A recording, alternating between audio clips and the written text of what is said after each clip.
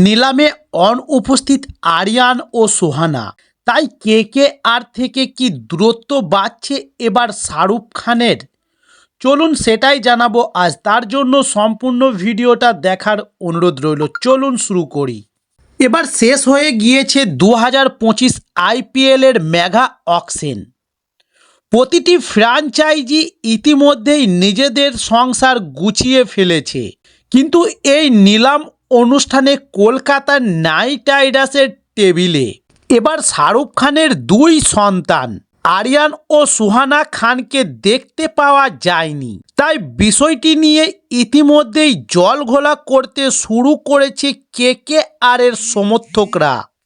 তবে সূত্রের খবর, আইপিএল মেগা অকশনের একেবারে বিপক্ষে ছিলেন শাহরুখ খান।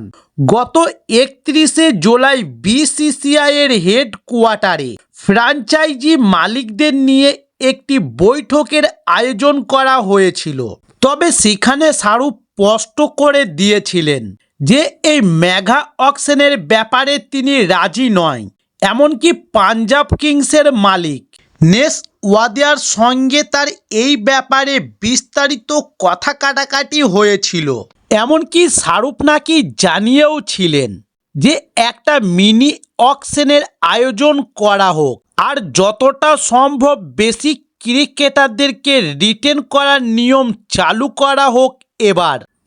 কিন্তু শাহরুখের এই প্রস্তাব মানতে রাজি হননি নেস ওয়াদিয়া। এরপরই দুজনের মধ্যে বাঁধে ঝামেলা। তবে জানা গিয়েছে এরপর আইপিএল টুর্নামেন্টের 10টি ফ্র্যাঞ্চাইজি দুটি দলে ভাগ হয়ে যায়। সানরাইজার্স হায়দ্রাবাদের মালকিন কাব্য মারান শাহরুখকে সাপোর্ট করেন। এরপর চেন্নাই সুপার কিংস এবং মুম্বাই ইন্ডিয়ান্স ও গুজরাট টাইটান্স এবং রাজস্থান রয়্যালসের মালিকরাও কিং খানকে সাপোর্ট করেন। অন্যদিকে royal Challengers Bengaluru, Lucknow super Joints এবং কিংস 11 পাঞ্জাব এবং দিল্লি ক্যাপিটালস জানিয়েছিলেন যে আরও ভালো দল গঠন করার জন্য মেগা অকশনের গুরুত্ব অপরিসীম। তাই এবার কলকাতার নাইট রাইডার্সের সমর্থকদের এক অংশ মনে করছেন যে সেই ঝামেলার কারণেই শাহরুখ নাকি নিজে যেমন নিলাম অনুষ্ঠানে অংশগ্রহণ করেননি, ঠিক তেমনি ছেলে এবং মেয়েকে কাউকেই আসতে দেননি তিনি। তবে যদিও এই ব্যাপারে কোনো আনুষ্ঠানিক বিস্তারিত পাওয়া যায়নি।